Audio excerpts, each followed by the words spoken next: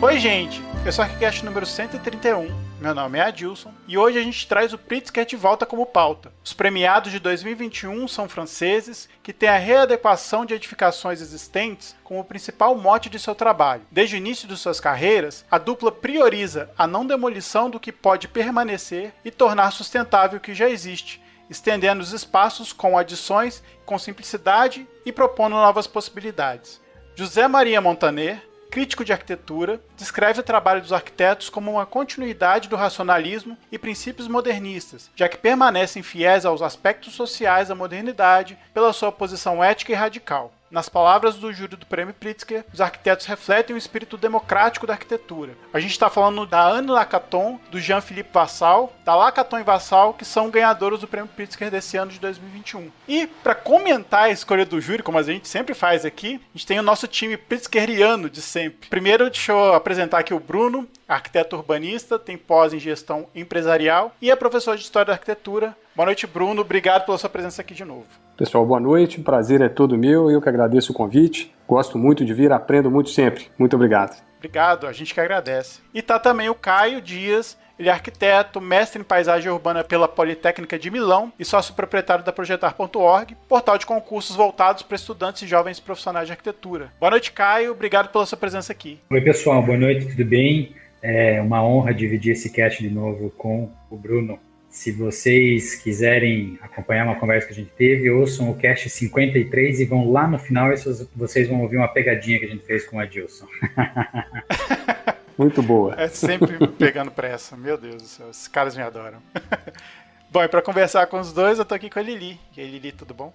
Tudo ótimo, estamos em casa aqui com esse time, né? Os meninos estão sempre aí e para mim é sempre um prazer ouvi-los, aprendo muito. E hoje vamos falar aí de uma dupla de arquitetos, assim, bem surpreendentes, assim, apesar de já consolidados fora daqui, né? Não sei se eram tão conhecidos aqui pelo Brasil, então vai ser legal aprofundar na obra deles. Muito bom. Isso aí. A gente vai para os e-mails, comentários e outras cositas más.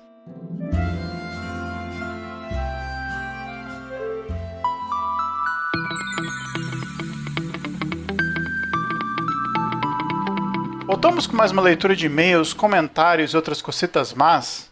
Tô aqui com o Rafa. Fala aí, Rafa, tudo bom? Fala em ritmo de chocolate. Exato. Dia seguinte, depois da Páscoa, galera que tá ali da ressaca do chocolate. Bom, Rafa, como é que essa galera faz pra entrar em contato com a gente? Bem, mandando aquele e-mail maroto para contato@arquicast.com e também a gente está nas redes sociais, Facebook, Instagram, Twitter e temos também os episódios lá no YouTube para você que gosta de assistir escutando ou de escutar assistindo, aí fica a seu critério. E Rafa, a gente tem mais uma divulgação de concurso de arquitetura aqui, é o Concurso Nacional de Ideias em Arquitetura para Eficiência Energética em Habitação de Interesse Social. Ele é promovido pela Cooperação Alemã, que é a GIS, e organizada pelo Instituto de Arquitetos do Brasil, Departamento do Distrito Federal. Isso aí, o IAB com tudo, organizando eventos, e fiquem atentos que as inscrições vão até o dia 26 de abril de 2021, se você estiver aqui em 2021. É um concurso muito interessante, é aberto para todos os arquitetos e arquitetas com registro no Conselho de Arquitetura. Isso também não impede, se você é um estudante, convidar colegas que tenham registro para que vocês montem uma equipe. Tem todas as descrições lá no edital, no termo de referência. A gente, ao longo dos próximos episódios, vai poder dar mais detalhes para vocês. E o importante, gente, as inscrições são gratuitas e as premiações são boas, tá? Quase R$500 mil em premiação, contemplando os 6 primeiros selecionados, que 3 deles vão poder desenvolver as propostas, e a gente vai explicar para vocês aos poucos, ao longo aí dos próximos episódios, não é, Adilson? Isso. Se você estiver mais interessado a respeito desse concurso, só acessar o site www.habitaçãodeinteressessustentável.org. Você vai conseguir mais informações, tem o edital lá, as premiações, prazos e tudo mais que vocês precisam saber para esse concurso, certo? Certíssimo. E se você não quiser ouvir os comentários do último episódio, é só pular para 7 minutos e 22 segundos. E tivemos uma postagem lá muito acessada essa semana, né, Adilson? Pois é um vídeo que tá na nossa história desde o primeiro episódio, tá o áudio desse vídeo, e a gente, por conta dessa oportunidade dessa novela tá passando de novo, a gente colocou o vídeo todo na íntegra, não só faz parte do nosso primeiro episódio, mas também faz parte do episódio que a gente fez com o Miguel Pinto Guimarães, em que tem uma história do Miguel lá nesse trecho da novela. Teve quase 4 mil pessoas assistindo esse vídeo. E aí teve muita repercussão, a galera gostou, enfim, teve muito comentário. Agradecer a galera que comentou e divulgou também. Muito bacana ter essa repercussão. Pois é, teve gente até emocionada lá, né, com o vídeo, que se sentiu estimulado novamente, muito legal. E a gente apresentou esse vídeo no primeiro episódio e depois na entrevista com o Miguel Pinto, ele fala um pouquinho de como que foi essa parceria dele com o Manuel Carlos para escrever aquele texto, né? Exato. Aguarde que vocês vão ter outras surpresinhas bacanas parecidas com essa. Opa. Nosso Instagram. E temos um e-mail também, né, Rafa? Pois é, a gente teve então um e-mail do Thiago Mapurunga, que além de postar no site, escrever no site, mandou um e-mail pra gente. Como vocês já leram o e-mail dele, a mensagem dele semana passada, eu vou direto lá pro fim, que ele fala ali sobre o estudo de arquitetura, né? Sou estudante de arquitetura e urbanismo pelo Estácio de Sá em Brasília. Já estudei desenho industrial, porém minha caminhada é curiosa até chegar na arquitetura. Hoje estou como aluno intercambista de inglês na Irlanda. Esse é o primeiro contato e só para afirmar que graças ao ArchiCast tenho me sentido mais perto da arquitetura desde que mudei para Limerick. Desde o início de janeiro estou maratonando os episódios e isso me coloca mais perto da arquitetura. Estou alimentando com o conteúdo que vocês produzem o meu amor pela arquitetura. Foi minha noiva que descobriu o ArchiCast no Spotify e como remédio falou, pega, ouve aí.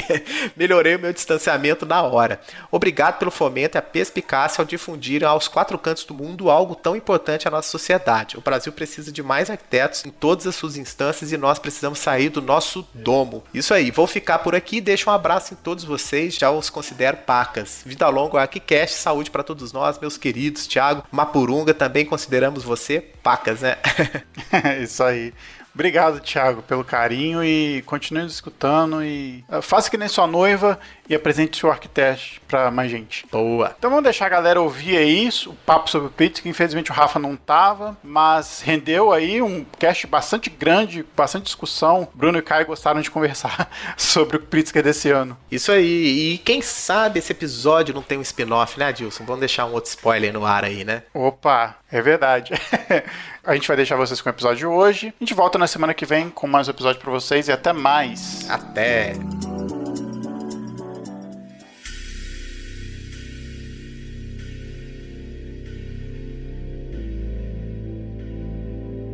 De 2 em 2 anos a gente está concretizando aí as conversas sobre o Pritzker. Eu acho que a gente podia, desde que a gente falou do Arata Ozaki, fazer uma trajetória rápida, né, do que foi esses 2 anos de Pritzker, do ano de 2020 com a Grafton Architects e de 2021 agora com o Lacaton e Vassal. Vamos lá, Bruno. A gente consegue entender um pouco como é que o Pritzker tem laureado os seus ganhadores aí? Esse é um exercício sempre interessante, né? Toda vez que a gente tem os programas e tem a oportunidade de conversar, a gente tenta definir aí uma trajetória, ou pelo menos uma diretriz que vem norteando esses prêmios, né? E quando a gente compara esses dois, eu vejo situações bem diferentes. Eu acho que o prêmio de 2020, ele tem um cenário que talvez esteja ligado mais ao estatuto da arte na arquitetura, essa mística em torno da questão da arquitetura e mais enquanto arte, apesar da gente poder desenvolver um pouquinho sobre isso. E o desse ano eu já entendo muito mais a arquitetura enquanto mensagem, né?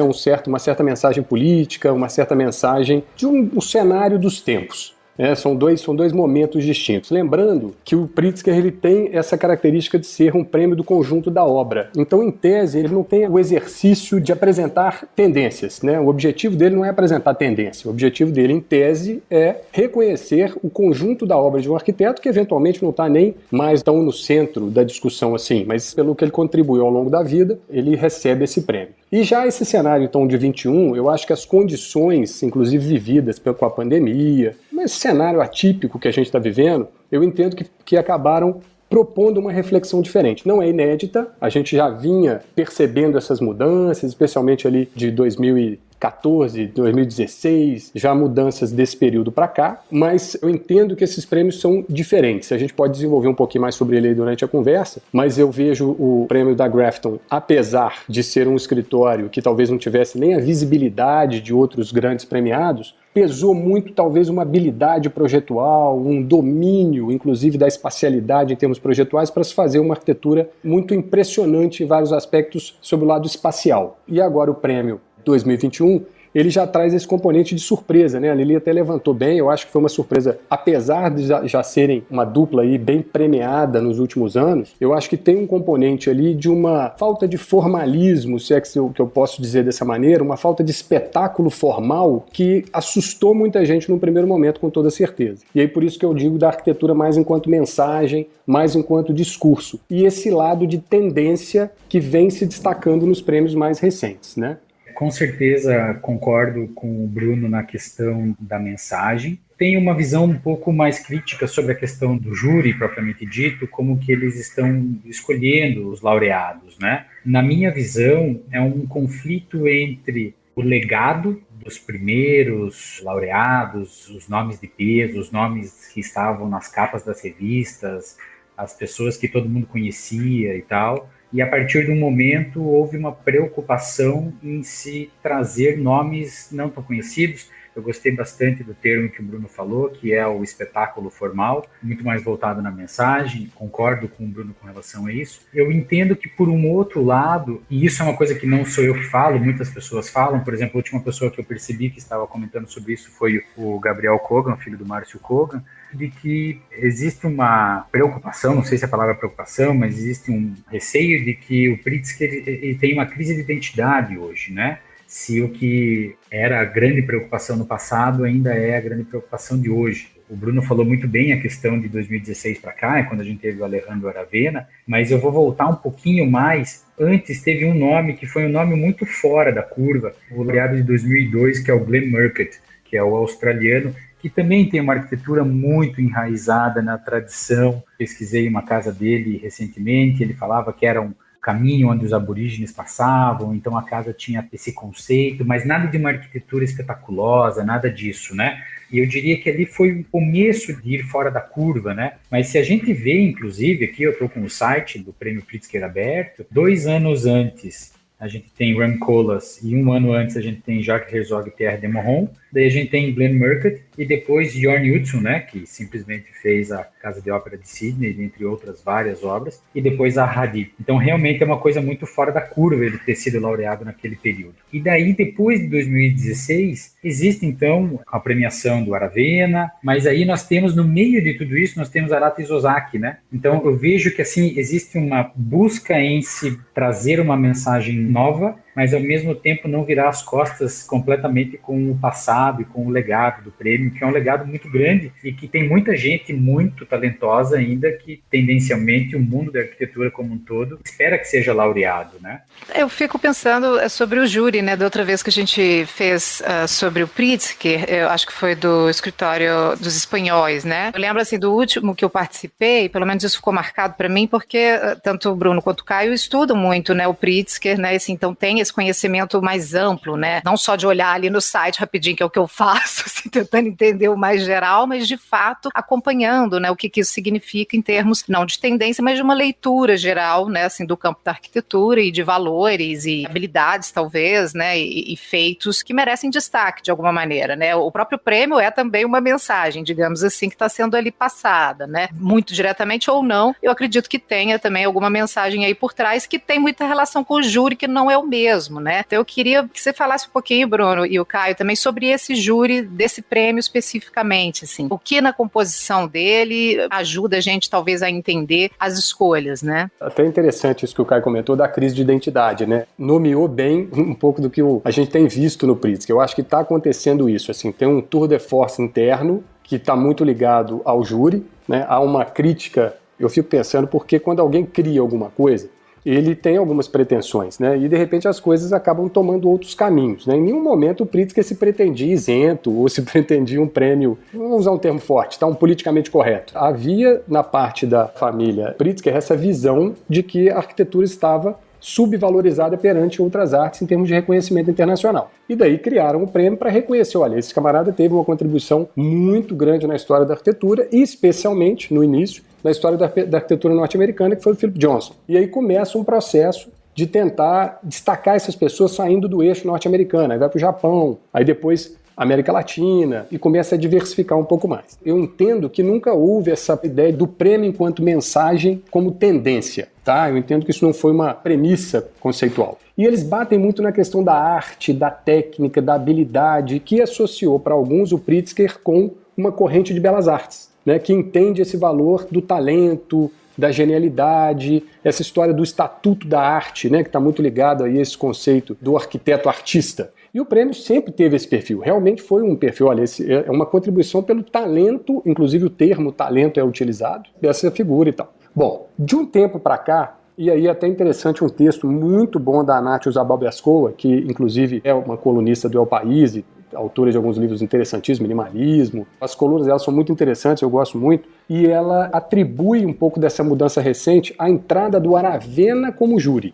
E o Aravena como júri tem uma participação importante na escolha do Wang Shu, que aí é 2012. Já naquele momento ali aconteceu uma guinada, aconteceu uma mudança para se pegar alguém na China, né? A China de um cenário de renovação absoluta com arquitetos internacionais e aquela crise de identidade, num certo sentido até da arquitetura chinesa, quer dizer, o que é a arquitetura chinesa? Porque ela estava crescendo com arquitetos internacionais, uma arquitetura completamente nova, e de repente pega um arquiteto que trabalha, entre aspas, com as ruínas de uma cultura milenar e surge dali uma arquitetura contemporânea. Então, era uma guinada, realmente ali tinha uma mudança. E ela pontua essa mudança à entrada do Aravena como júri. E de lá para cá, essas tensões eu acho que foram acontecendo internamente e o Aravena foi atuando depois, na sequência, ganhando o prêmio, com uma vertente muito mais, digamos, com essa ideia de mensagem, né? Então, se a gente pega 2012, o Wang Shu. Aí depois a gente tem o Toyo Ito, que aí tem um componente de experimentação e de inovação conceitual e tudo mais muito marcante, mas depois o Shigeru Ban pontuando muito a atuação dele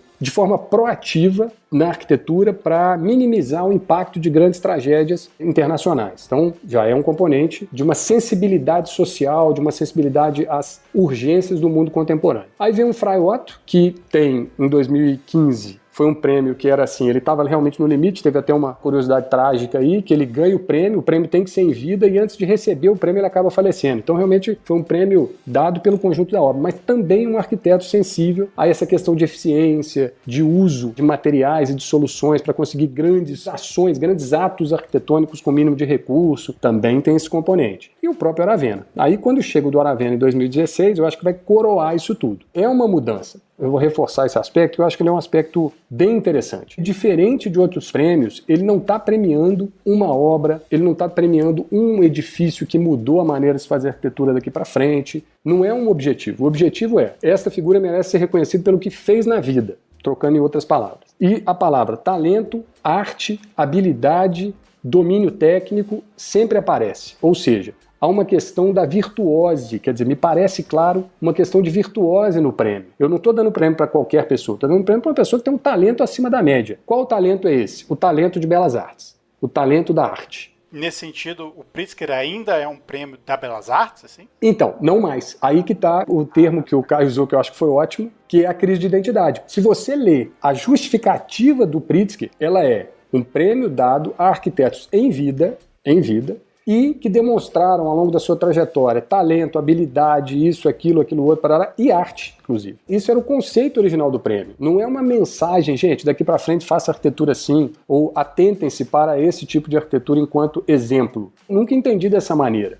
Hoje, nesse texto da Nath Zabalbeskowa, falando especificamente do prêmio agora desse ano do Lacaton e Vassalo, ela fala uma coisa bem interessante. Essa citação, tem um outro texto dela que eu citei antes, mas esse agora ela falou, dizendo o seguinte, que é um prêmio que está sensível à arquitetura que está fora do Star System. Não é o termo que ela usa, né, mas dizendo o seguinte, que o prêmio ignora que 95% do que é construído no mundo pode ser uma má arquitetura, e não necessariamente a arquitetura do gênio. E aí, quando se começa a sair do Star System e entender, de repente, uma arquitetura que está trabalhando nesse cenário, eu passo a ter uma crise de identidade em relação ao conceito original, vou usar o termo novamente, que eu gostei bem, mas ao mesmo tempo eu passo a ter uma arquitetura enquanto mensagem. Olha o que esse pessoal está fazendo num cenário de urgências climáticas, sociais, econômicas, e isso se aprofundou nessa última década a gente está falando aí da presença do Aravena e tudo mais, mas se aprofundou muito pela crise econômica mundial, né? Lembrando que havia uma grande esperança em relação ao século XXI, né? A gente começa o século XXI, nas palavras do Viktor Rybinski, né?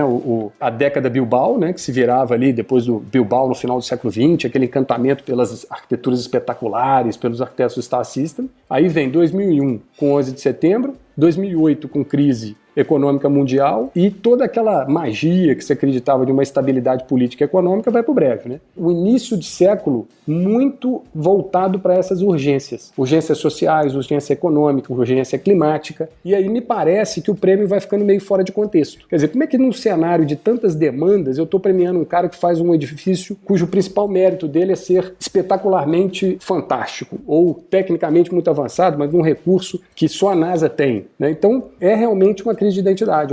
Vamos enxergar que existe um cenário de arquitetura que está fora desses outros 95%, que podem ser vistos de uma outra maneira. Talvez a própria evolução, assim, do que se entende como esse domínio da arte, assim, né? Uma outra expertise que está sendo valorizada e reconhecida, porque me parece também que são sempre arquitetos que dominam determinada técnica ou uma abordagem projetual, alguma característica mais forte que marca a obra dessas pessoas, assim, e que a destacam das demais, né? Assim, além de serem arquiteturas excelentes e trabalhos reconhecidos, talvez o domínio de determinadas técnicas mesmo, ou abordagens, né, assim, que se repetem ao longo do conjunto da obra, talvez também seja uma questão de uma valorização de outros tipos de expertise, né? Não deixa de ter talvez uma visão do talento e do domínio artístico sobre determinada técnica, né? Mas talvez a técnica, né, e a ênfase no que vai ser valorizado é que esteja mudando também, né? Não sei. Deixa eu até pegar um gancho aí que eu acho que é bem interessante. Uma das frases que eu acho mais marcantes da Anne Lacaton, né, e falando sobre a arquitetura deles,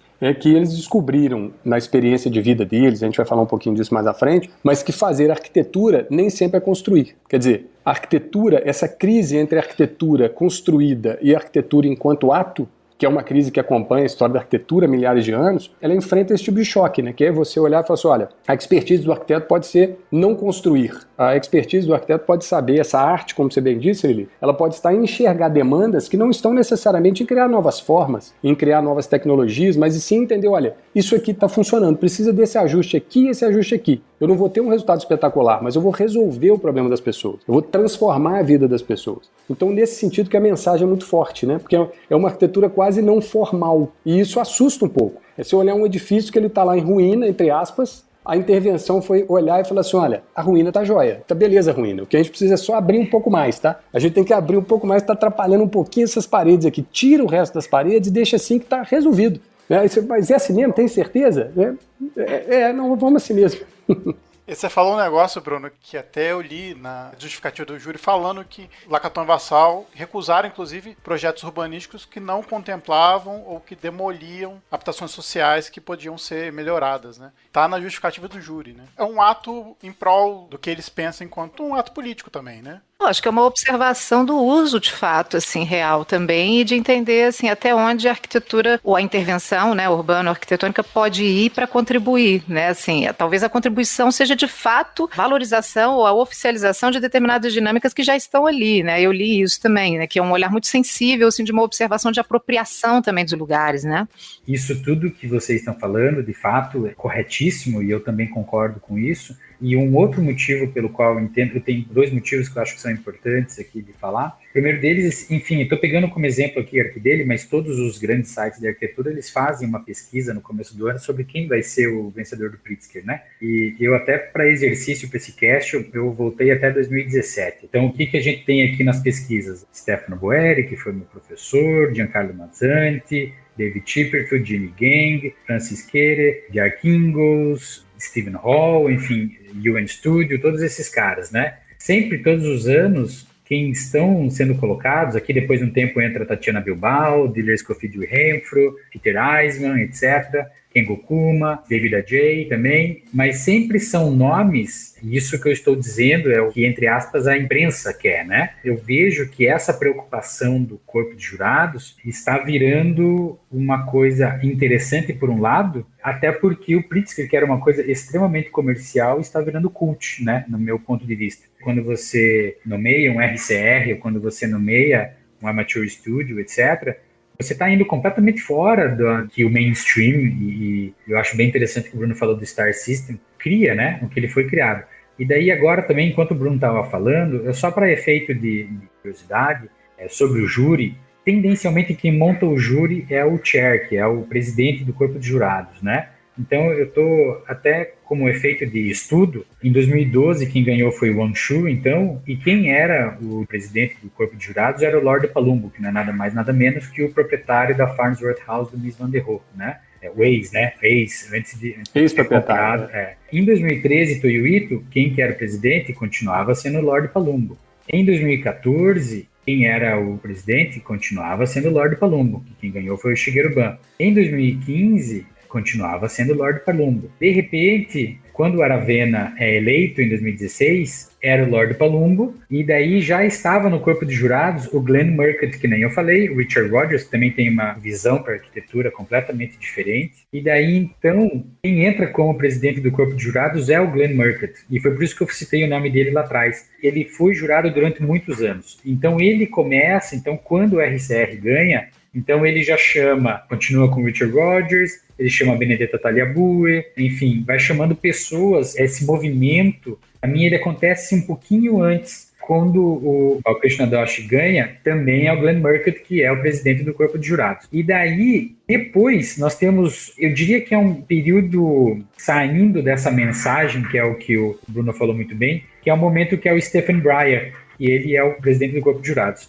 E é nesse ano, então, que Isozaki ganha, e é no ano seguinte, com o Stephen Breyer também como presidente, e o Grafton ganha. E daí, então, depois, a gente tem agora o Alejandro Aravena como presidente. Ele já chama, que nem o Bruno falou, ele chama o Wang Shu, a gente tem a Benedetta Tagliabue. É o chair do júri que decide os demais participantes. Ele decide os demais, e eu tô para te dizer, inclusive, Lili, porque o processo de você fazer a escolha são muitas viagens, são visitas presenciais em muitas das obras, né? Então, inclusive, o presidente, ele tem um poder, assim, não vou dizer de convencimento, mas de explicar o que ele está... Tem uma ascendência ali, de alguma forma, né, no resto do júri, né? Exatamente, porque eu entendo que não todos os membros do jurado vão conseguir visitar uma obra no mesmo dia, no mesmo horário, então talvez o presidente acompanhe X pessoas num dia, Y pessoas no outro dia, e assim vai por diante, e ele tem uma forma de dizer, olha, presta atenção nisso daqui, presta atenção nisso daqui,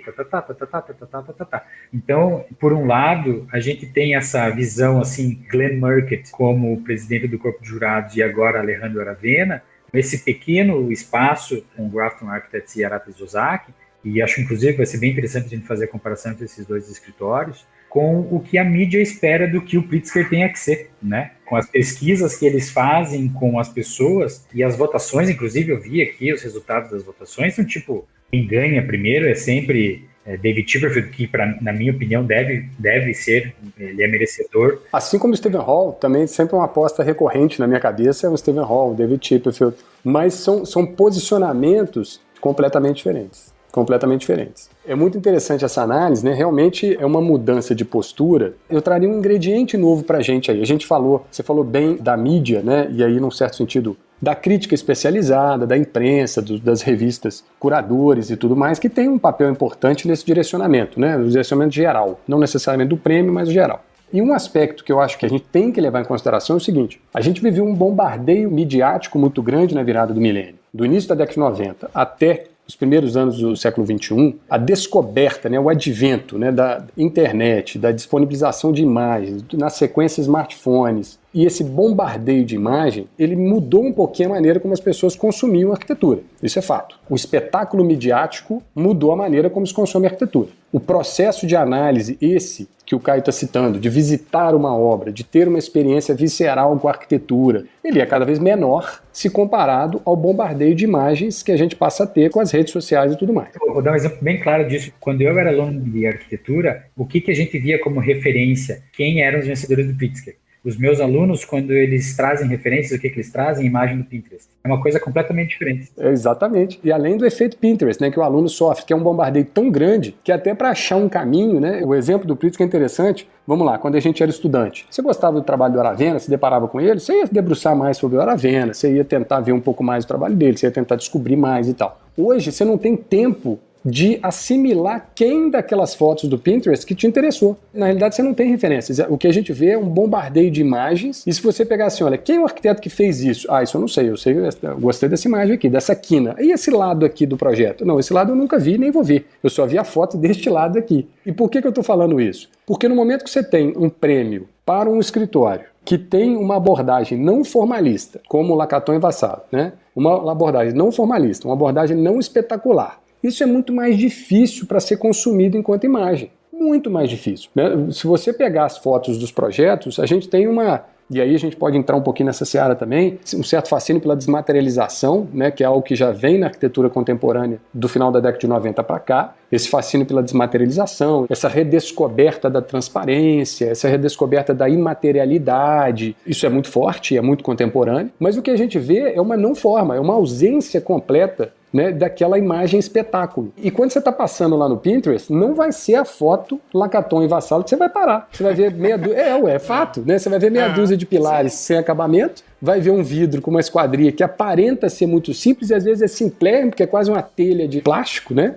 E aquilo ali não vai fazer separar. Agora, se você pegar um pedaço, uma parte de um projeto, de alguns desses arquitetos aí, né, que nós estamos comentando, que o Caio bem citou, poxa, aquilo gera um espetáculo, né? Então, midiaticamente falando, você premiar alguém que gera espetáculo tem um rebatimento, não vou chamar de comercial, mas eu não queria chamar minimizando, tá? Mas assim, tem um rebatimento de consumo de arquitetura que é muito maior. Agora, quando você traz mensagem, o risco do camarada pegar a fotinha do Palais de Tokyo, por exemplo, olhar meia dúzia de pilar descascado e olhar e falar assim, não, isso aqui eu já vi no galpão industrial que eu tenho aqui do lado de casa. Não vou lá, não vou nem parar para pensar. Quem para ler? Quem vai estudar aquilo ali e trazer aquilo enquanto mensagem? Então eu acho que é essa a guinada. O que a Nath Zabal-Biasco fala nesse texto é exatamente isso. Fala, olha, eu acho que é um direcionamento para a academia. Para a academia conseguir puxar através dos alunos essa mensagem. Porque não é o público comum que vai conseguir entender isso. A academia pode, mas não se ficar vendo o Pinterest. Porque no Pinterest os projetos dele não vão chamar atenção em nada, né? Então a questão midiática é uma mudança também, que se fortalece do final da década de 90 até a primeira década do século XX nos prêmios e depois enfraquece justamente para trazer o espaço para essa mensagem, para o discurso, né? Para uma abordagem mais sensível a essas outras questões.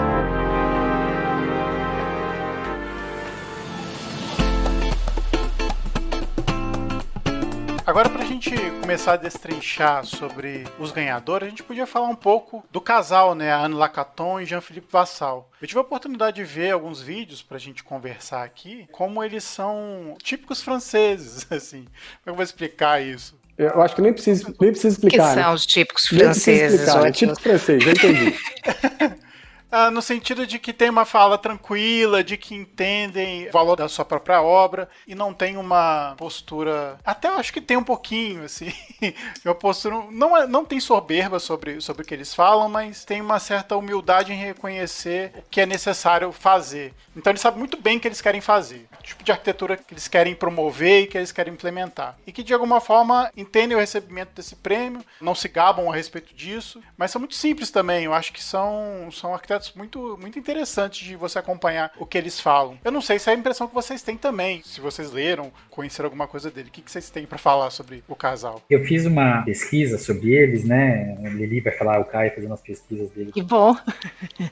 O que eu fui atrás deles e o que eu entendi, e eu acho que isso pode ajudar a gente a entender também um pouco do perfil deles, né? Ambos são nascidos na década de 50, se não me engano, o Jean-Philippe em 1955, a Anne é um ano mais nova, ou é do mesmo ano, se não me engano. Eles entraram na faculdade ali, final da década de 70, começo da década de 80. Então, na França, isso tem um recorte muito interessante, né? Nós tivemos em 68 a Revolução Estudantil, e na década de 80, então, quando eles entraram na faculdade, querendo ou não querendo, o campo da arquitetura, o campo da construção é um dos maiores geradores do PIB mundial, eles entraram na faculdade justamente no ano em que deu a crise econômica na Europa, né? Então, eles saíram da faculdade, assim, deve ter entrado pensando alguma coisa, saíram numa situação completamente diferente. Eles saíram lá no auge da década perdida de 1980. Eu acho que isso auxilia um pouco na visão de eles irem para Níger, eles terem esse foco muito mais pensado no custo do cliente, enfim, todas essas coisas. A segunda coisa que eu acho que é interessante, eu fui pesquisar, e eu acredito, até pela citação do júri, eu até traduzi aqui a citação do júri, se vocês me permitem eu vou ler. O júri diz o seguinte: Eles não somente definiram uma forma arquitetônica que renova o legado do modernismo, acho bem interessante esse legado do modernismo, mas também propõe uma definição ajustada da profissão do arquiteto, que era justamente isso que o Bruno estava falando agora. O modernismo esperava e sonhava em melhorar as vidas de muitos revigorados pelo seu trabalho, que responde ao clima e às emergências climáticas do nosso tempo, assim como as urgências sociais, particularmente no campo da habitação de interesse social. Então, eu fui pesquisar se Le Corbusier tinha alguma coisa construída em Bordeaux. E eu descobri que existe o bairro da Cité Rouge, em Plessac, que é uma cidade que fica na região metropolitana de Bordeaux. E na década de 20, um grande industrial francês convidou Le Corbusier para construir algumas casas com o máximo da vanguarda que ele tinha naquele momento. Essa preocupação muito grande com a questão estrutural, essa preocupação muito grande que eles têm com, de novo, eu estou pegando a expressão legado do modernismo, que foi a citação do júri, eu acredito que tem uma referência muito grande nessa obra de Le Corbusier em Bordeaux. Depois, enfim, se vocês quiserem dar uma olhada, vocês vão entender o que eu estou querendo dizer. Tem muitas estruturas que aparecem, tem uns elementos bem interessantes, e eu acho que isso tem uma ressonância com a obra deles. Então, por um lado, essa questão perfil identitário deles, ter saído da faculdade num problema financeiro muito grande, tendencialmente sem trabalho, sem ter o que fazer, e por outro lado, com essa referência do modernismo no quintal de casa deles, ali da faculdade deles, né? Então, para mim, isso molda muito a linguagem do arquiteto, do escritório, quer dizer. Por outro lado, indo parecido do que você falou, Adilson, eu estava assistindo os vídeos deles, eu inclusive achei muito engraçado. Tem uma entrevista com os dois e o Jean-Philippe começa a falar sobre a Anne Lacaton e ela faz umas caretas, assim, do tipo, impressionado, como quem diz assim, nossa, eu nunca ouvi ele falando assim de mim. Isso demonstra, inclusive, como eles não estão acostumados a dar entrevista, sabe? Essa foi a percepção que eu tive, assim, sabe? Realmente não é um escritório que está acostumado a estar na frente das câmeras, essas coisas assim. Sim, é o que me pareceu também. Esses vídeos estão no site do Pritzker, quem estiver ouvindo a gente pode entrar lá para ver. Preste atenção nas caretas que ela faz quando ele começa a elogiar ela, assim, como que diz assim, quando a gente chega em casa no final do expediente, não é isso que você fala, né?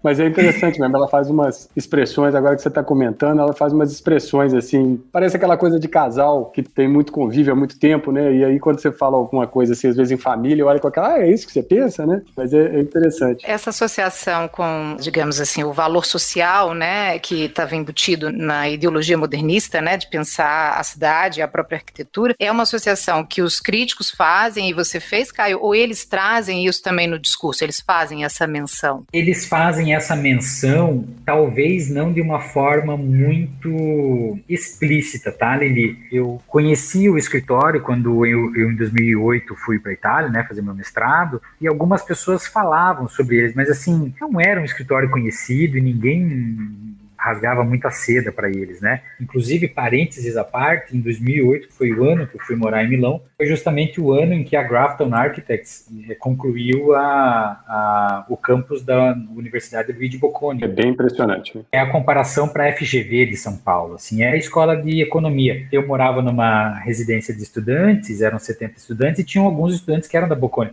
Então, eu frequentei muito o edifício da Bocconi. E é uma arquitetura muito impressionante. Eu sei que a gente está fazendo um pouco de costura aqui sobre os temas, mas eu estou querendo dizer isso porque, assim, em 2008 já se sabia que Milão ia ser a sede da Exposição Mundial 2015. O Stefano Boeri, que era meu professor, ele já tinha os projetos do Bosco Verticale. Então se falava muito sobre essas obras. Era um momento diferente. Eu diria que era um momento ainda de ter o Star System, era um momento ainda de ter essas questões. E algumas poucas pessoas traziam essa arquitetura deles. Se eu não me engano, o edifício Grand Park das 530 unidades, o projeto já existia em 2008 até 2010, que foi quando eu fiquei lá. O projeto já existia, acho que ele foi inaugurado em 2013, se eu não me engano, alguma coisa assim.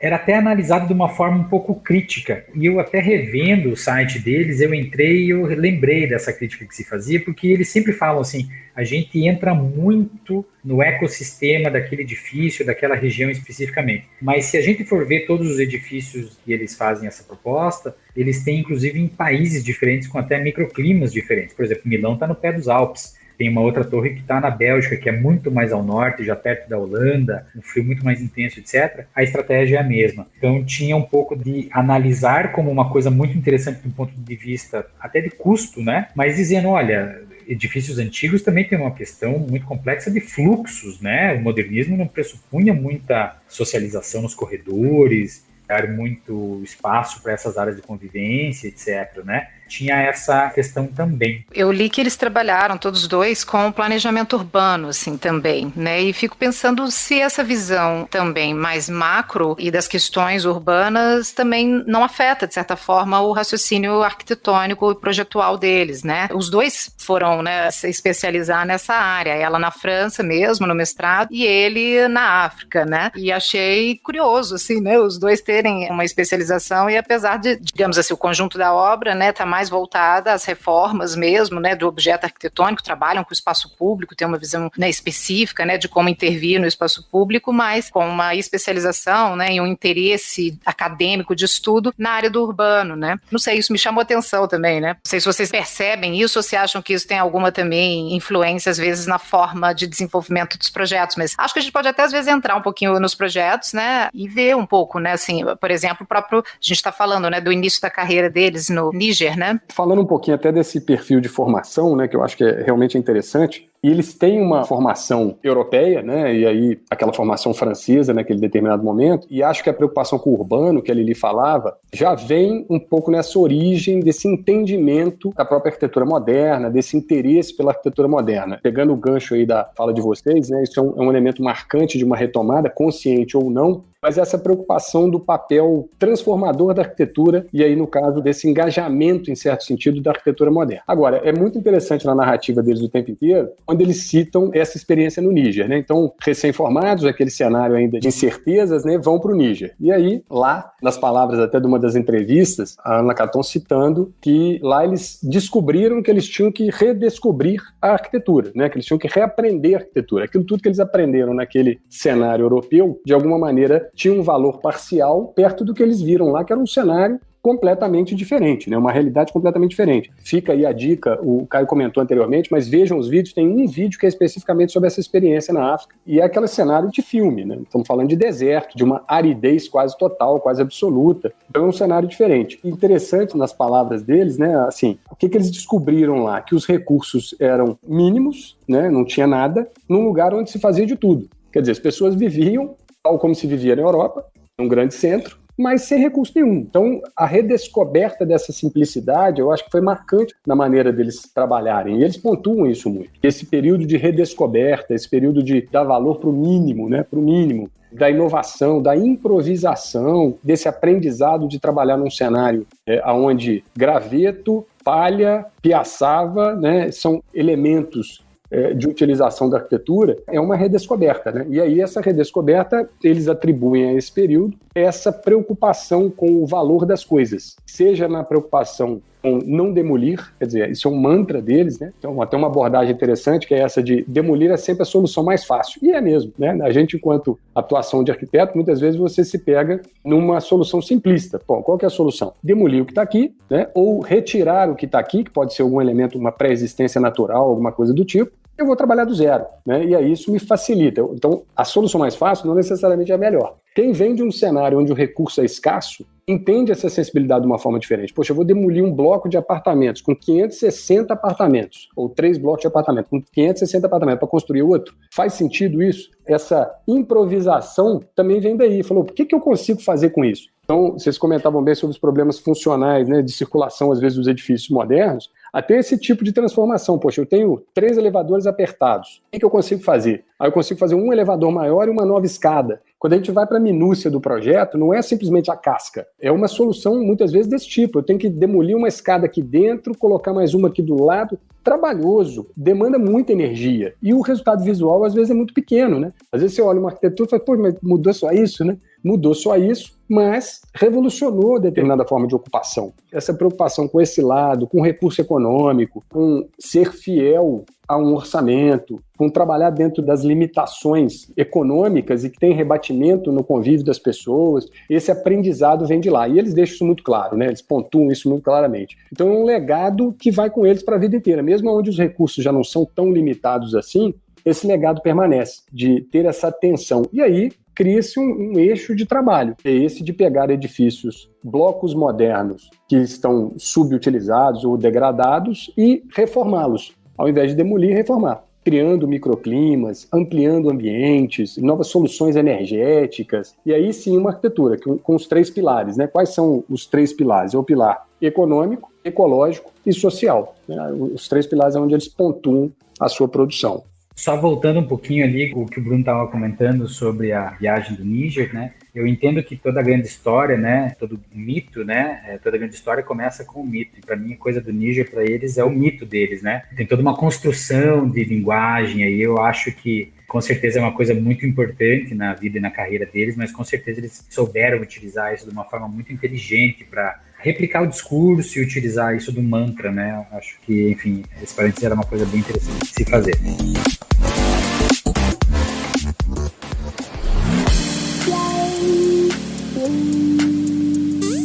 Queria estender um pouco esse papo nosso para a gente pegar algumas tipologias que eles fazem. Primeiro que a gente comentou aqui são das adaptações, e o Montaner dá muita ênfase para as adaptações que ele chama de ensembles franceses, né, que são aquelas adaptações construídas ao estilo do movimento moderno, que são aquelas adaptações que são grandes blocos adaptacionais, né? A gente pode lembrar de Pirago, por exemplo, e que curiosamente ele estava falando que a França foi um dos poucos países a adotar essa vertente moderna que não se assemelha tanto ao que, por exemplo, a Alemanha vai fazer, ou que a Inglaterra vai fazer, né, que vão escolher outros tipos de arquitetura, mas que vai se assemelhar ao que o bloco dos países ligados à Rússia, né, ou à União Soviética vão fazer. E é interessante notar que, assim, a partir do momento também que eles escolhem fazer esses projetos de revitalização, readequação desses edifícios, eles meio que aceitam essa linguagem também para eles, fazendo comumente as adições dos edifícios com as grandes varandas, que me parece que vão ser estruturas quase que independentes dos edifícios, né? E eles conseguem, de alguma forma, fazer essas ampliações e aberturas. A gente estava comentando antes sobre o fato de que o Pritzker, ele premia o conjunto da obra de um arquiteto, de um grupo de arquitetos ou de um escritório, né? Eles dizem que não de um escritório, mas enfim, eles sempre selecionam os arquitetos-chefes desse escritório. Eles mesmos, inclusive, dizem que é o modelo do Prêmio Nobel, né? Mas, para mim, muito claramente, eu entendo que essas obras do ensemble são exatamente, assim, na minha visão, são o que fizeram com que eles tivessem esse holofote internacional em cima deles enquanto escritório, né? Não que as casas não sejam interessantes, os planejamentos urbanos não sejam interessantes, mas essa reapropriação de um edifício subutilizado, visto como uma cicatriz no horizonte da paisagem, transformando, por mais que seja uma coisa extremamente discreta, mas ninguém pode dizer que não tem proporção, que não tem beleza, né? Que não melhorou muito tanto o edifício quanto o entorno dele. Eu vejo que esse daqui é o grande X da questão do fato de eles terem recebido o prêmio, né? Essa ideia de você reaproveitar isso, né? Não é uma obra, mas esse conceito de se reaproveitar. A gente, inclusive, na Projetar, a gente estava comentando antes de começar o cast, né, Gilson? A gente teve um curso sobre habitação social e o tema sobre a escolha do Pritzker veio muito nas discussões do júri. O custo de você fazer isso, ele é enorme, mas ele não é só um custo financeiro. Eu não vou nem entrar nos membros da arquitetura, eu vou até deixar para vocês comentarem sobre isso, mas tem um custo que é o custo social, né? Você realocar essas famílias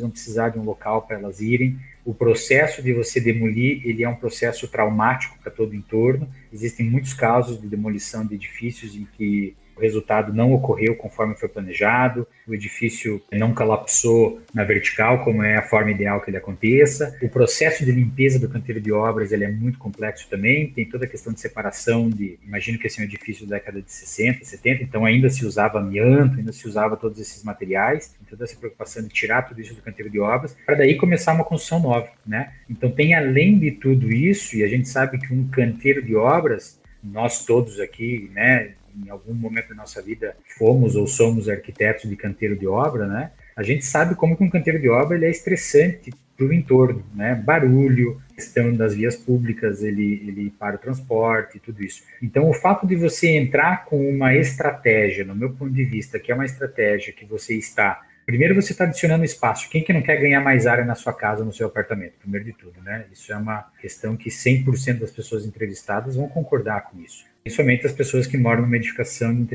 habitação de interesse social.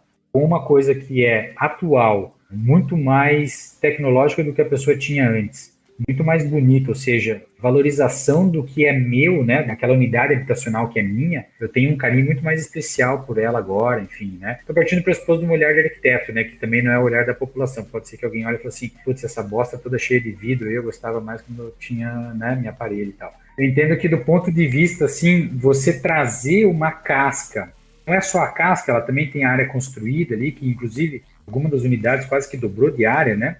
Você fazendo isso, você está sendo gentil não só com o edifício, você está sendo gentil com o edifício, está sendo gentil com os cofres públicos, está sendo gentil com o entorno, porque você não está demolindo, com o trânsito, tudo isso, né? Eu acho que tudo isso tem que ser colocado na balança no final de um processo de se fazer um edifício como esse, ou uma reforma de um edifício como esse, né? Muito bem colocado, Caio. E uma das questões assim de premissa é não tirar ninguém dos apartamentos durante a obra, né? Que é outra coisa também super complexa, né? Muito interessante isso. Então, adiciona-se a tudo isso a complexidade de as pessoas estarem morando nisso, né? Então, a preocupação, eu imagino que deva ter tido, inclusive, e também a gente está falando de habitação de interesse social num cenário europeu que é completamente diferente do nosso, né? Então, nem adianta a gente trazer isso para uma realidade brasileira que é sem sentido. Mas, inclusive, a preocupação no planejamento do projeto, como você minimizar os impactos para as famílias que estão morando lá, né?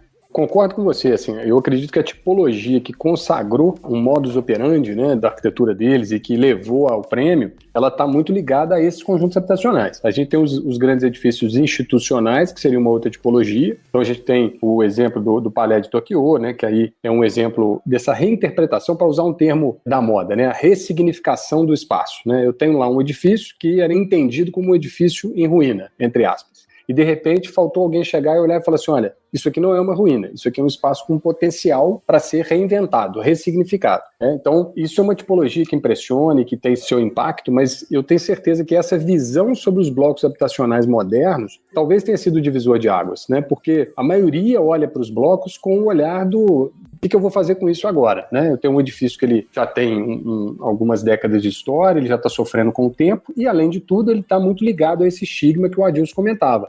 Que é dessa tipologia da massificação da unidade habitacional do leste europeu, que a França seguiu. Então, de alguma maneira, é olhar para aquilo com outros olhos. É a ressignificação novamente. É olhar e falar assim, bom, peraí, o que eu tenho de valor aqui? Eu tenho uma sequência de lajes sobrepostas que ela funciona enquanto número de unidades que eu consigo ocupar no mesmo lugar. Tudo bem, isso é uma realidade, já está aqui. O que eu posso fazer agora? Eu posso trabalhar para aumentar esses espaços, eu posso trabalhar para criar maior eficiência energética, e eu posso tornar isso muito mais transparente, muito mais leve, visualmente fugir daquela massa da arquitetura moderna do leste europeu, que o Adilson citava. E, de repente, trazer uma arquitetura muito mais leve, muito mais transparente, muito mais imaterial. E aí cai nessa questão da imaterialidade, né? Assim, até os limites do dentro e fora são reinventados, né? Porque nessas soluções, a maioria delas, falando um pouquinho mais objetivamente, o que eles fizeram foi um acréscimo de varandas, né? E que são varandas e jardins de inverno ao mesmo tempo,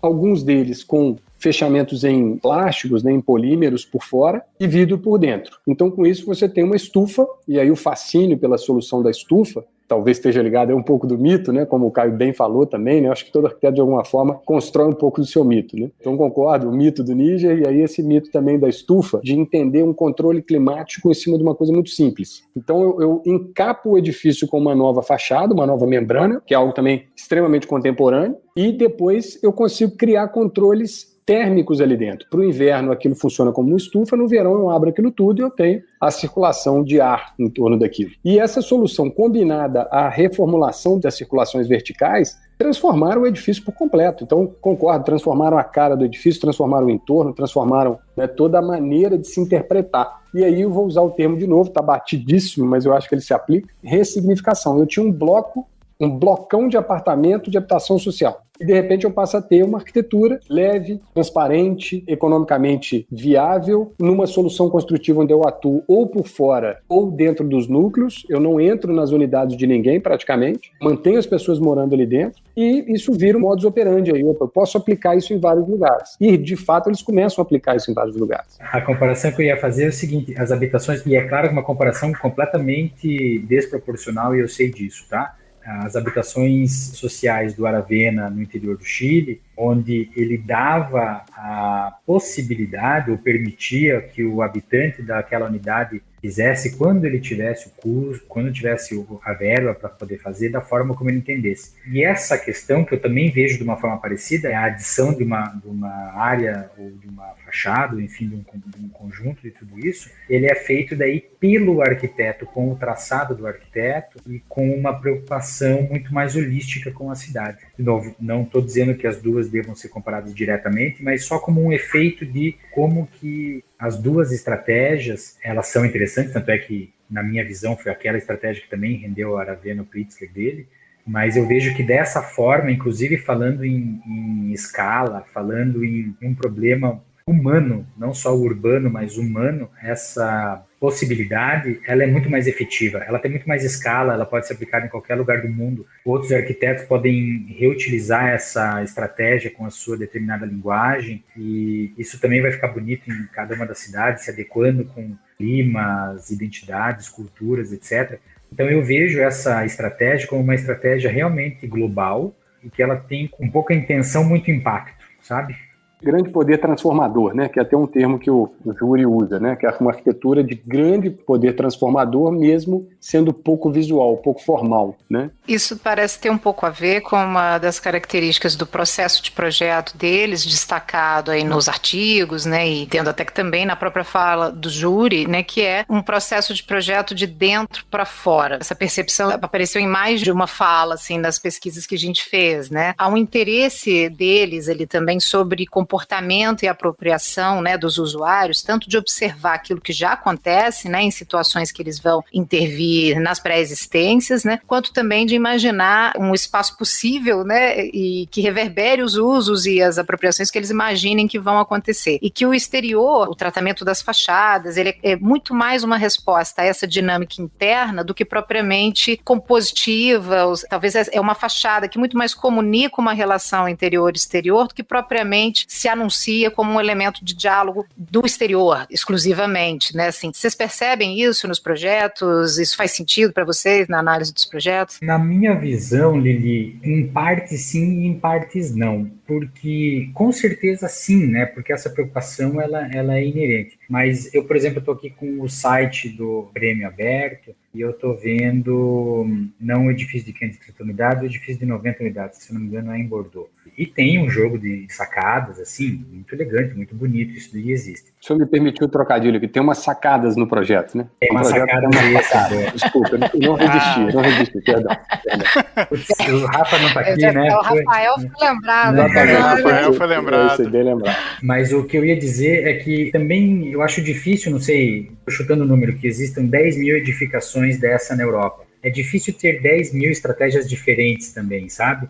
Acho que foi no final do ano passado, ou no começo desse ano, que eu, o Adilson e o Rafa, a gente estava comentando sobre startups e coisas do tipo, e eu comentei com eles que eu fui conversar com uma pessoa de uma startup que a gente está montando, e era justamente isso de casas pré-determinadas. E a pessoa falou assim, Caio, não existem 7 bilhões de lavabos possíveis que você possa fazer um lavabo para cada ser humano do planeta, né? Então, até certo ponto, sim, Lili, mas aí entra justamente naquilo que eu falei, que quando eu estava na Europa, essa era a crítica. Porque, assim, você pode dizer, você pode utilizar um mito de que você está fazendo de dentro para fora, mas é muito difícil que você tenha, não sei, para esses edifícios, talvez, não sei, 10 estratégias diferentes. Acho difícil que você tenha, não sei, 792 estratégias diferentes, assim, sabe? Você está dizendo que, supostamente, de dentro para fora, você estaria fazendo um tipo muito específico de arquitetura, e não é o caso, é isso? Não, porque vamos partir de uma conta de padeiro, tá, Dilson? Qual que é a tipologia de um edifício modernista? Ele concentra ao máximo as circulações, ele tendencialmente tem a circulação vertical no meio, pode ser que não tenha, pode ser que seja perimetral, mas tendencialmente ele tem no meio. Eu estou falando dos típicos ingleses e, enfim, os do leste europeu, como a gente estava falando.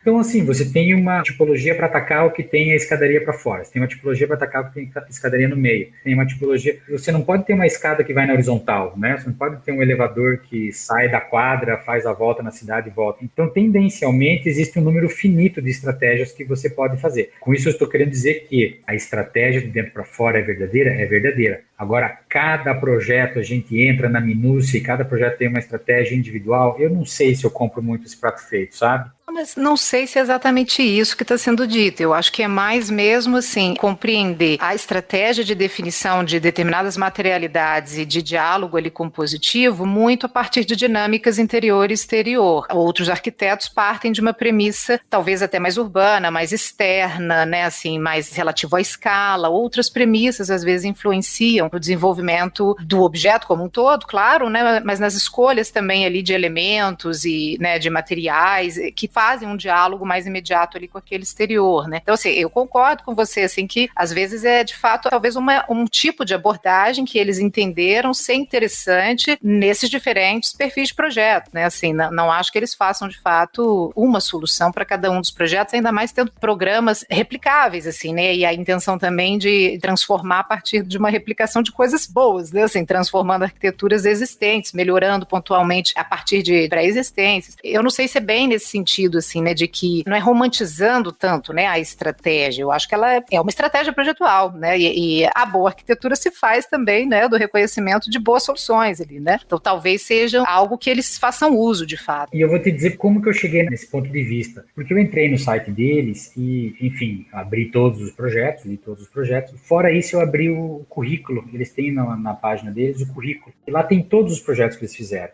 Os construídos, os não construídos, os que são de concurso, os que não são concursos, os que foram comissionados, etc, etc. E essa estratégia em específico é uma estratégia que se repete em, assim, eu vou dizer mais de 60% dos projetos do escritório, né? Sejam edifícios residenciais, sejam edifícios institucionais. É uma ótima estratégia, ela tem um custo muito baixo, ela resolve todos os problemas energéticos a qual ela se propõe, mas ela é uma linguagem, né? Acho que é um escritório que se apropriou dessa linguagem, eles criaram essa linguagem, e é uma linguagem, e não tem nada de errado eles terem uma linguagem, né? Foi aquilo que eu disse antes, então as torres em Paris e as torres na Bélgica têm a mesma estratégia, e são culturas diferentes, regiões e tal, tudo isso. Eu entendo perfeitamente isso e também entendo o ponto que a Lili está falando no seguinte sentido, eu acho que é mais um pouco de uma ideologia do que necessariamente de uma prática, né? É uma questão assim, o dentro para fora vai muito alinhado com esse discurso de entender o usuário, entender a cultura, entender. Isso tem valor no processo. Não quer dizer que cada um vai ter a sua resposta específica, né? Que até uma das críticas mais contundentes à arquitetura moderna é exatamente a estandartização, quer dizer, eu tenho um ser universal e eu tenho soluções universais, sendo que o ser universal não existe, né? Essa guinada, ela fica muito forte no discurso. Eu tenho uma arquitetura de dentro para fora. Ele cita até o exemplo lá do primeiro projeto que eles fizeram no Níger, que é a cabana de palha, né? Pensaram, se não me engano, durante 7 meses como é que ia ser o negócio e construíram em 2 dias. Então é um pouco desse discurso do entender tanto as pré-existências, o vento. Lá, na realidade, a pré-existência era areia e vento, né? Porque não tinha absolutamente nada. Entender o contexto, entender o indivíduo, entender como é que isso funciona. Claro que chega num ponto, e aí eu vou colocar aí a fala do Caio por um outro lado, chega num ponto que até o próprio usuário também não é tão diferente um do outro, né? É lógico que em habitações sociais na Bélgica e na França, as condições climáticas são diferentes, a cultura é diferente, mas um hábito de moradia talvez não seja tão radicalmente diferente assim para você ter soluções completamente diferentes uma da outra. Eu acho que isso está ligado a essa questão do mantra, está ligado à questão do discurso. Olha, a nossa arquitetura é de dentro para fora. Por quê? Porque o protagonista é o morador, o usuário. O protagonista é aquele que está ali dentro. E o resultado formal é quase uma consequência. Claro que isso é discurso, né? A gente sabe, basta ver as arquiteturas, eu concordo. Existe ali uma intenção plástica que cria uma identidade. E essa é uma identidade muito forte na arquitetura deles, muito forte. Essa desmaterialização, em certo sentido, esse uso quase que monocromático dos elementos, né? Porque a gente tem ali o cinza do concreto, o cinza da esquadria, os revestimentos que não são tão brancos assim, eles são um pouquinho acinzentados, e vidro. Isso é uma identidade, mas há uma intenção de protagonismo do que está dentro. Olha, todo o entorno é transparente porque o que está dentro é que vai se sobressair. É um pouco de discurso, né? Claro, mas é uma intenção. No final das contas, está todo mundo com razão, é isso aí. Pois é.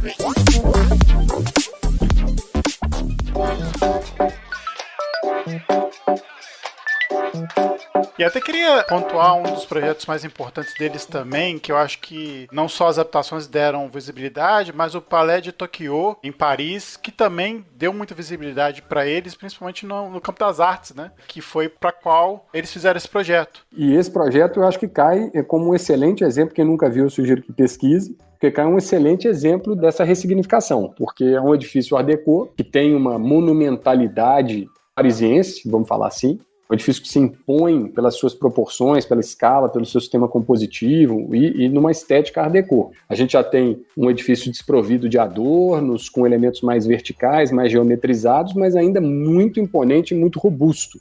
E a lógica de intervenção deles foi reconhecer tudo que existia, justificativa também, com um orçamento limitado, para conseguir usar mais espaço com menos orçamento. A solução foi abrir o máximo, abrir tudo que podia abrir as paredes, abrir os limites, criar espaços que antes não eram ocupados, passaram a ser ocupados. E que tipo de ocupação? Uma ocupação da arte, uma ocupação livre. Uma ocupação arte pós a segunda metade do século XX, ou seja, eu não sei exatamente o que vai ser feito aqui. Eu não tenho a receita de todas as manifestações artísticas, eu não sei se é quadro, eu não sei se é escultura, eu não sei se é um desfile de arte, eu não sei se é alguém gritando no meio do salão, né? O que eu sei é o seguinte, eu vou liberar o máximo de metros quadrados que eu puder, e para eu conseguir liberar o máximo, eu vou deixar tudo como está. E tem algumas imagens que são interessantíssimas, né? Eu nunca tive o prazer de visitar, eu fico ainda muito nas imagens, mas assim, são em locais que você olha e fala assim, caiu uma bomba aqui, né?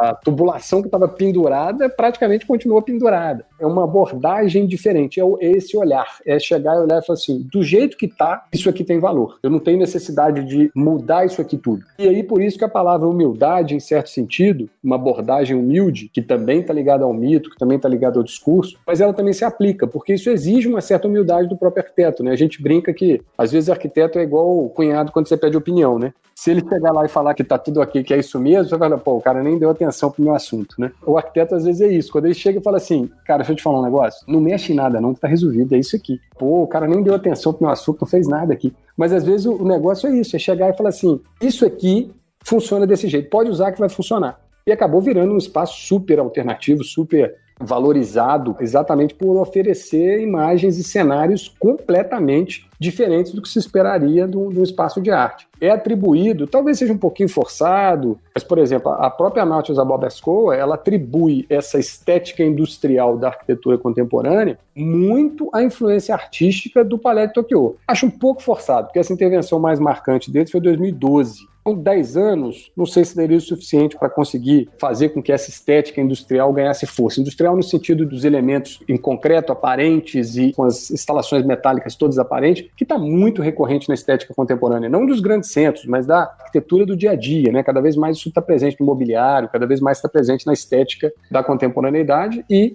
na visão dela, essa referência do Palais de Tokyo foi determinante, foi um divisor de águas. Eu não sei, isso honestamente eu não consigo visualizar dessa maneira, mas pode ser que seja a minha limitação de entendimento aí. Mas é marcante, sem dúvida. Queria fazer um paralelo ao projeto do Palais de Tokyo, que é a Faculdade de Arquitetura de Nantes, que havia uma questão orçamentária também tão grande. Eu tive a oportunidade de conversar com o Pedro Varela, o arquiteto do GRU Arquitetos, que ele entrevistou o João Felipe e comentou conosco como é que foi o processo disso. É basicamente a criação da estrutura do prédio, com o dobro da área do que eles inicialmente tinham como custo para fazer no programa, e com o tempo a universidade vai criando isso. Então, por que eu dei esse exemplo também? Justamente pela questão da humildade. Eu acho que essa expressão que o Bruno falou é muito certa. Eu vou fazer uma estrutura lá e com o tempo eles vão ocupando da forma que tem que ser, que seja, né? E que assim seja, né? Eu vi uma frase do Le Corbusier que é: a arquitetura termina quando o morador entra na casa, enfim, alguma coisa assim. Eu vou até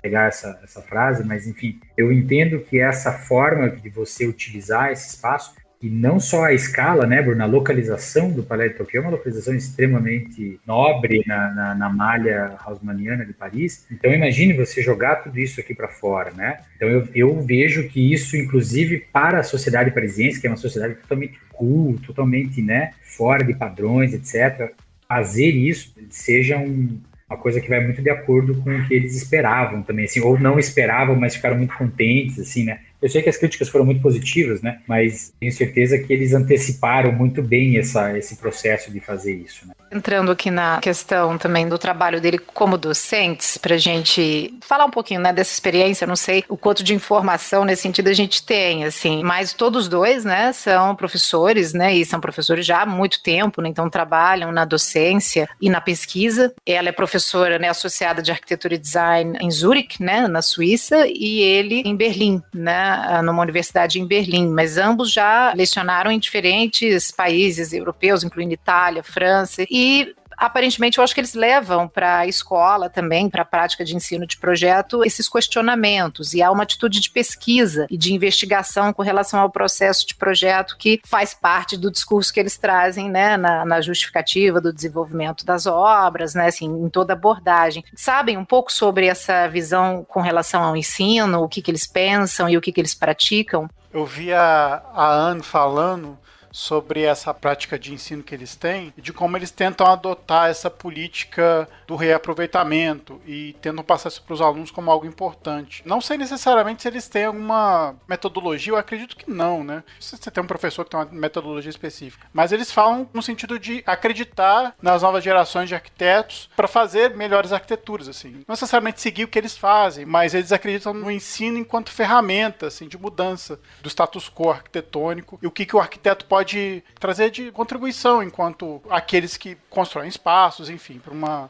Não sei se a justiça social é o caso, mas eu acho que o papel do arquiteto na sociedade, eu acho que é um cerne importante para eles. Talvez a gente tenha visto a mesma coisa. Eu também, assim, o que eu vi do acadêmico foi justamente a fala da Anne Lacaton nesse sentido de trazer para o cotidiano da academia essas preocupações que estão norteando o trabalho deles lá fora. Então, esses pilares da economia, o pilar da questão ecológica e especialmente a questão social, eu usaria o termo seguinte, eu acho que há uma preocupação deles enquanto professores de sensibilizar os alunos, né? E aí mostrar esse outro lado, falar, olha, tal como a gente está fazendo aqui, e aí também por isso que eu vejo essa influência num cenário acadêmico, um prêmio desse tipo, que eu olhar e falar assim, olha, esse tipo de arquitetura tem o seu valor não pelo formalismo, não pelo espetáculo, não por gerar imagens impactantes e surpreendentes, né? Mas muito mais pela sua abordagem com relação ao existente. E aí esse existente pode ser construção existente, pode ser uma condição existente e muito especialmente as pessoas que estão ali. Esse viés social, e aí o Adilson usou o termo justiça social, mas eu trocaria por sensibilidade social, né? Uma sensibilidade social do arquiteto, e aí que está ligada a essa lógica de humildade muitas vezes. A gente começou, eu ia citar esse exemplo, acabei não citando, quando a gente estava falando dos projetos iniciais, né? O projeto deles foi uma praça em Bordeaux, que é um outro exemplo também citado, que eles foram convidados pela prefeitura para repensar a praça, e aí chegaram na praça, observaram o funcionamento da praça, fizeram um trabalho de diagnóstico muito vasto, eles valorizam muito essa lógica do diagnóstico, estiveram imersos ali no cotidiano da praça. O resultado deles foi o seguinte, olha, as árvores estão no lugar certo, os bancos estão no lugar certo, os caminhos estão no lugar certo, tem que trocar o cascalho e podar as árvores, acabou. Isso é sensibilidade, né? É uma sensibilidade de olhar e falar assim, peraí que eu não precisa da minha mão aqui. A minha mão aqui, na realidade, é para falar que o que está aqui está bom. E eu tenho que mostrar para as pessoas que estão aqui que isso é o bom, que isso funciona. O próprio exemplo do Aravena, que o Caio fez o paralelo ali com relação à habitação social, que seria bem interessante até da gente desenvolver, né, esses dois universos completamente diferentes, mas tem um pouco dessa lógica, né, do Aravena olhar aquilo que para muitas pessoas é um caos total e absoluto, e de repente olhar e falar assim, bom, olha só, nesse caos eu consigo solução. Se eu tentar evitar esse caos, eu não vou conseguir. Então, eu tenho que deixar um pouquinho de margem para o caos, porque esse caos, na realidade, ele está na minha cabeça. Para quem está vivendo aqui, isso não é o caos. E aí, isso pode ser uma maneira de sensibilizar o universo acadêmico, porque você vai trazer esse outro discurso, você vai trazer essa outra abordagem. Então, tem um peso grande. E esse reflexo do prêmio para esse universo acadêmico, eu acho que eles entendem perfeitamente, e pela fala delas ficou muito evidente, que reforça essa lógica, reforça essa sensibilidade, né? Curioso a gente citar também que vários dos prêmios Pritzker também tem essa questão de lecionar, né? Os últimos Pritzkers, quase todos eles foram ou são professores de alguma maneira, né? Exatamente, o Grafton especificamente aí, a escolha deles, uma das justificativas principais é a participação acadêmica da Yvonne Farrell, né, e da Shelley McNamara, é um termo que é associado a essa lógica acadêmica. Meu conhecimento nesse sentido é superficial, tá muito no que eu li, mas é muito dito a generosidade delas enquanto universo acadêmico. Então eu imagino que uma generosidade no sentido de saber valorizar, de saber trazer junto, né, que é um desafio. O arquiteto tem um desafio grande nisso, né, que é trazer junto. As áreas que estão ligadas muito a essa questão do talento, da genialidade e tudo mais, é sempre um desafio trazer junto, né? E aí, ele, pelo que eu vi do trabalho delas, esse trazer junto está muito ligado ao universo acadêmico, de conseguir levar para o acadêmico com generosidade a sua lógica, a sua maneira de trabalhar e, ao mesmo tempo, conseguir extrair daquilo. É algo bem recorrente em muitos prêmios, né? Estou falando aí do Grafton porque foi o mais recente aí que a gente fez um paralelo, né? Eu acho que na lógica de contribuição do próprio prêmio, como a gente está falando de um conjunto da obra, né? Que é diferente, por exemplo, só para traçar esse paralelo. Prêmio Mies van der Rohe não é conjunto da obra, é a obra. Prêmio Sterling não é conjunto da obra, é a obra. Eu estou analisando um edifício. Poxa, esse edifício aqui é fantástico, pronto. Aqui a gente está falando de conjunto da obra de um arquiteto. E aí, pegando uma fala que o Caio falou lá no começo, que também é importante reforçar para entender, num escritório é um arquiteto que está sendo escolhido. Não é necessariamente um escritório. A gente tem um exemplo do Pei, né? Yomin Pei, o escritório, o Pei Copfried é o escritório dele. Ele é que foi premiado pela sua contribuição. O que é essa contribuição? Não é só a arquitetura, tá? Não é só o edifício construído. A contribuição é legado que vai desde a questão acadêmica, pode passar por contribuições importantes na literatura, no universo editorial e a arquitetura produzida, né? E a arquitetura construída, que é o tema, né? A arquitetura construída. Então, quando a gente pega um legado desse, tem que ter arquitetura construída, é obrigatório. Isso é premissa do Pritzker. Mas ela vem combinada de outras contribuições importantes. E uma delas, sem dúvida, é o acadêmico. Ou seja, não adianta o arroz, tem que ter o risoto. Exatamente, muito bom. Paralelo espetacular. Esse aí ficou muito bom. Espetacular. Eu sempre faço isso. Ah, genial, genial.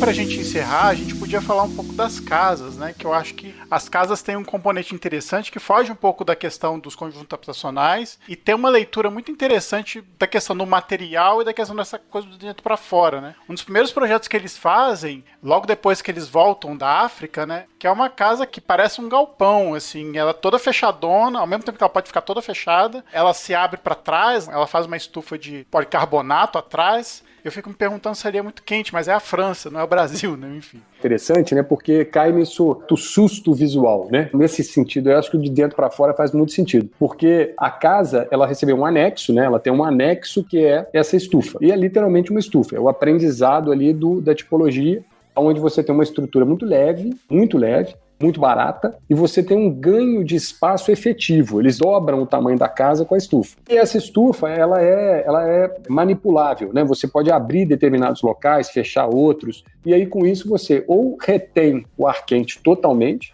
ou você usa as aberturas da própria estufa combinada com as aberturas do restante da casa para conseguir criar ventilações. Importante pontuar um pouquinho, assim, nós aqui, na nossa região mais especificamente, a gente tem uma questão de umidade muito forte. Então, a nossa preocupação principal é a troca de ar, né? Você precisa trocar o ar, você precisa tirar a umidade do ambiente. Na França, a realidade é um pouco diferente, né? Tanto que um dos problemas que existem lá, quando o calor é elevado demais, é que as pessoas têm uma cultura de abertura de janela muito menor do que a nossa. Inclusive, no último episódio aí de calor extremo em Paris, eu me lembro que uma das campanhas era para demonstrar para as pessoas que as janelas tinham que ficar abertas no calor, e não o contrário, porque dava a sensação que você estava protegendo o ar quente. Então é uma questão climática diferente. E a preocupação energética é muito maior com o aquecimento do que com o ar-condicionado na Europa. Gasta-se muito mais energia para aquecer o ambiente do que para resfriar o ambiente. A tolerância ao calor deles é muito maior do que muitas vezes a nossa. Às vezes, quando esquenta um pouquinho, você já quer um ar-condicionado. E a tolerância ao calor lá, às vezes, isso é até engraçado. Nos ambientes, aquele ambiente abafado, assim, a gente estranha muito. E para o europeu, aquilo, às vezes, tem um componente de conforto, que você entra dentro do ambiente, ele é protegido. É um caso que eu cito sempre do intercambista que veio ficar aqui na nossa... Aí vou falar mais especificamente de Juiz de Fora, vou regionalizar. Era um intercambista canadense. E ele falou que o lugar que ele mais sentiu frio na vida foi em Juiz de Fora. Aí eu falei, mas não é possível. Eu falei, porque na rua eu tô agasalhado e dentro das casas é tudo climatizado, aqui eu fecho a janela continua passando vento. E é verdade, né? As nossas vedações são muito limitadas. Então é uma preocupação muito grande em aquecer. E a estufa é muito boa para aquecer. É muito boa para conseguir criar esse clima intermediário, essa transição, para depois você, com as aberturas internas da casa, você abrir mais, expor menos. E foi uma experiência, né? Foi uma experiência. Eles fizeram um piloto, tiveram a ideia de experimentar com um material muito barato, que é essa espécie desse policarbonato, um polímero, e criaram uma arquitetura não formal, porque é um troço esquisitão, né? Realmente é um galpão, igual você falou. E como ele é meio transparente, é um cenário atípico para uma residência. E no entorno dela, o entorno é uma ruazinha pequena, com casinhas de um pavimento, 2 pavimentos, e de repente surge aquela casca completamente nova, diferente de tudo, e que virou esse piloto. E há um valor da pré-existência. Até curioso, uma das fotos até que aparece na divulgação é a muretinha da frente da casa, né? A muretinha da frente da casa é uma muretinha daquela, assim, tipo década de 30, com um trabalho, né, metálico, assim, fazendo um gradilzinho, né? E aí, de repente, lá atrás, aquela estética completamente diferente. Parece aquele gradil de uma casa paulista, né? Sei lá. Exatamente. Aquele gradil das casas paulistas da década de 30 ali, talvez, né? E, de repente, surge um negócio completamente diferente ali atrás, uma arquitetura completamente diferente. Esse é um exemplo residencial que eu acho que foi um piloto, foi uma iniciativa que foi um piloto. E disso surgiram várias outras que foram desdobrando, tanto nesse sentido, quanto outras possibilidades, que é o exemplo aí da casa lá em Cabo Ferrado. De repente, o que eles fizeram foi chegar e falar assim, bom, esse terreno aqui já é bonito demais, eu tenho árvores, eu tenho vista, eu tenho topografia, o que eu vou fazer? Se eu fizer qualquer coisa, eu vou atrapalhar, né?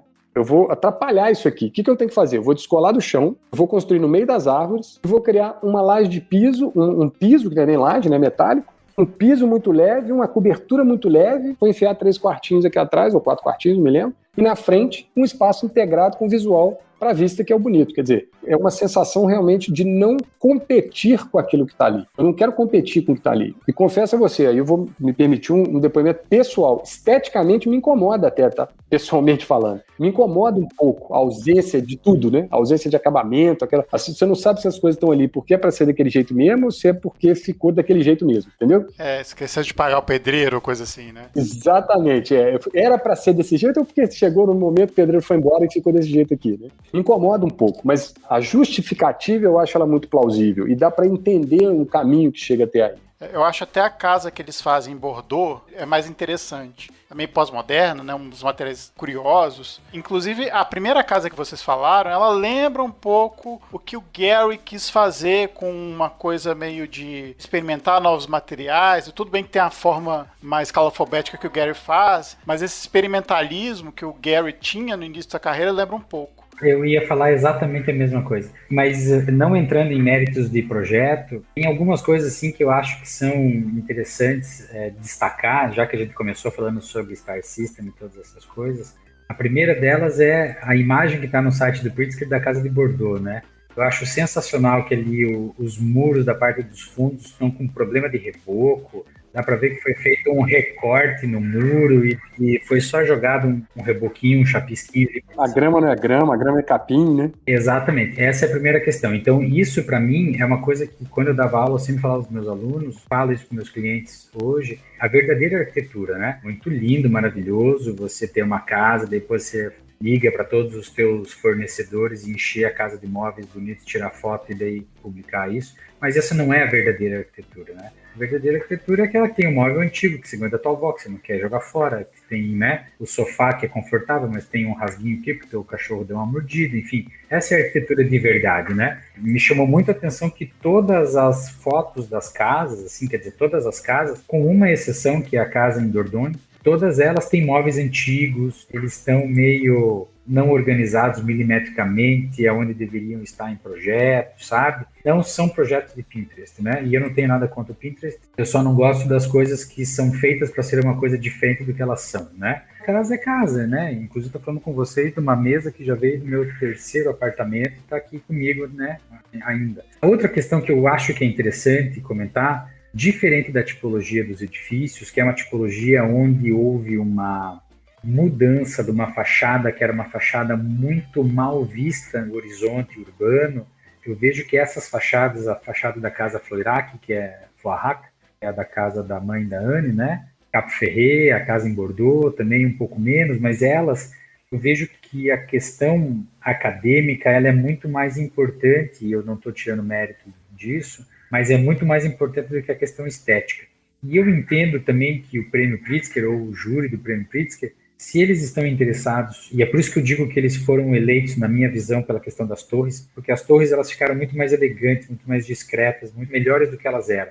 E as casas, apesar de toda essa genialidade que existe, eu acho que daí é que eu ia falar o exemplo do Gehry que você falou, Adilson. Eu não sei se um vizinho estaria interessado em morar ali, ou se teriam, não sei, 30, 50, 100 novos clientes no escritório falando assim, olha, aquela proposta que você fez é genial, eu quero uma também. Então eu não sei até que ponto não vira só um protótipo que não passa disso, né? E como o discurso do escritório de arquitetura é um discurso para as massas, me questionei um pouco essa questão das casas, sabe? Não estou falando da questão da greenhouse, da estufa, que é uma adição, que é colocada, ela pode ser colocada em qualquer geometria. Eu estou falando da geometria do volume principal. Tá? Acho que é uma análise perfeita, interessantíssima, né? A casa, essa estética que assustou a mim, que assustou a Adilson, cai muito no que você está dizendo. Eu acho que o edifício ele tem mais, ele se apresenta de uma forma como solução mais, eu vou usar o termo atraente, mas eu não sei nem se ele é correto nesse sentido, talvez cujo gosto seja mais comum a todos, né? Enquanto a casa, ela assusta um pouco mais, né? A estratégia na casa talvez seja mais experimental, e aí eu acho que ela assusta mais.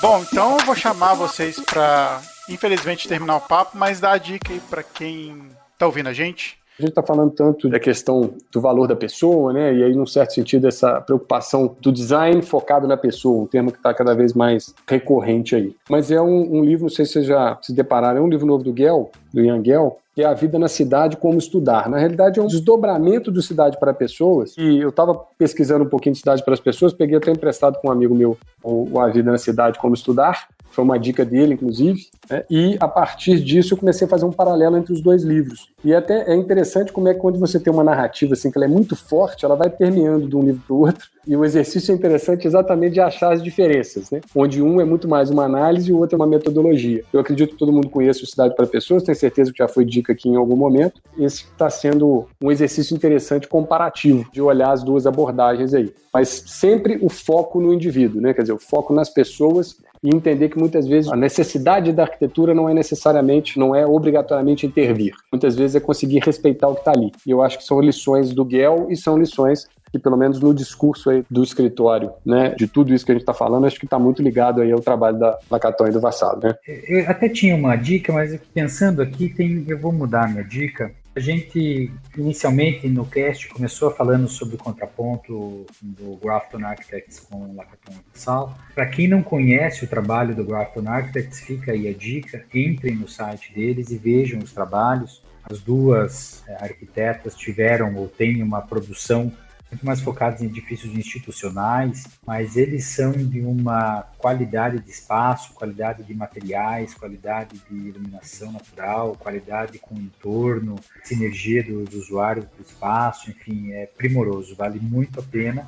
Se vocês estão, enfim, na faculdade, estão fazendo qualquer edifício institucional, entrem lá e com certeza vai sair muita referência boa disso daí. Primeira coisa. E a segunda dica, então, saiu hoje, né? Hoje é dia 29 de março de 2021, e saiu o resultado dos concursos de TCC da Projetar.org e especialmente da habitação de interesse social, né? Tivemos um júri bem interessante, a discussão foi muito interessante, muito do que nós falamos aqui hoje permeou a escolha do júri para os vencedores.